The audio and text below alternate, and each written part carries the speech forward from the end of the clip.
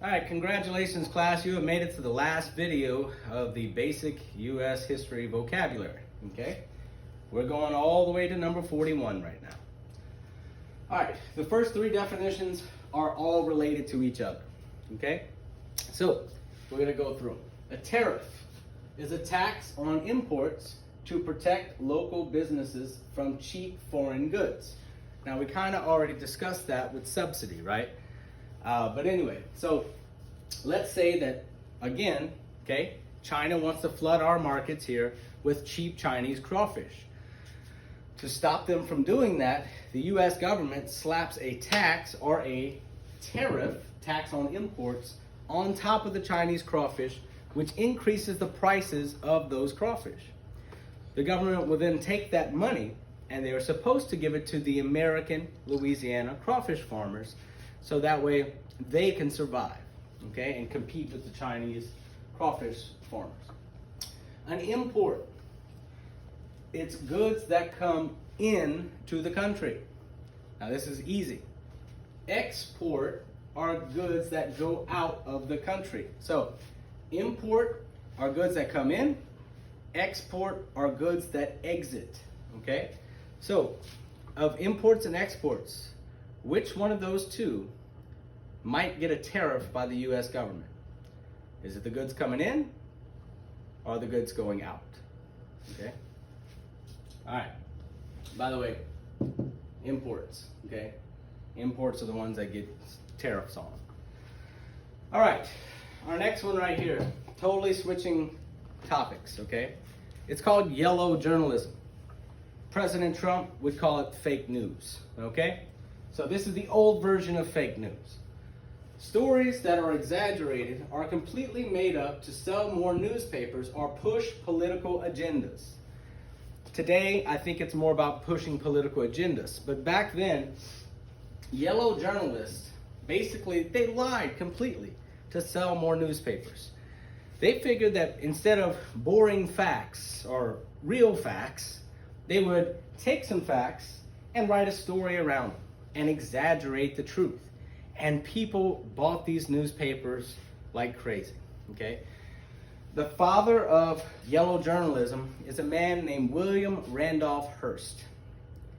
Just for an example, William Randolph Hearst once printed a story that said that the U.S. Navy had invaded Mars.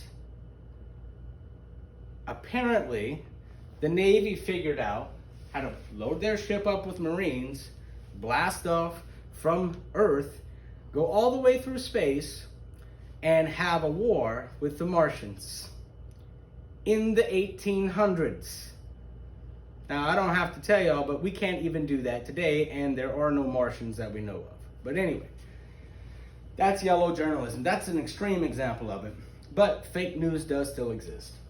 Anyway, here we go. These next two are related to each other. Primary source and secondary source.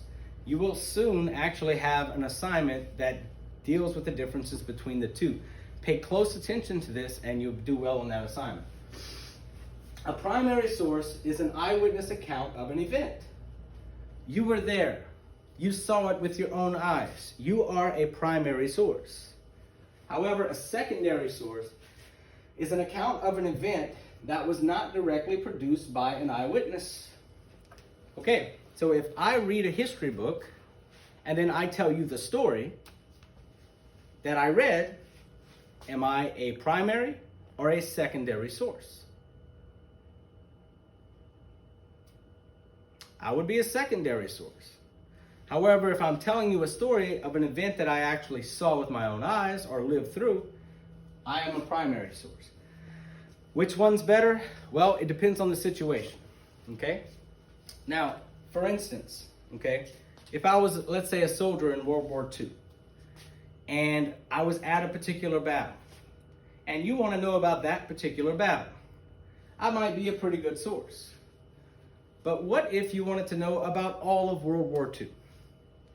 Would you choose a primary source, somebody that was in the war, or would you choose something like an American history textbook or a world history textbook, which tells the entire story of the war? I would pick the textbook in that situation because it's a much broader view. So primary sources, even though they are very useful for specific events, are not always the most useful source.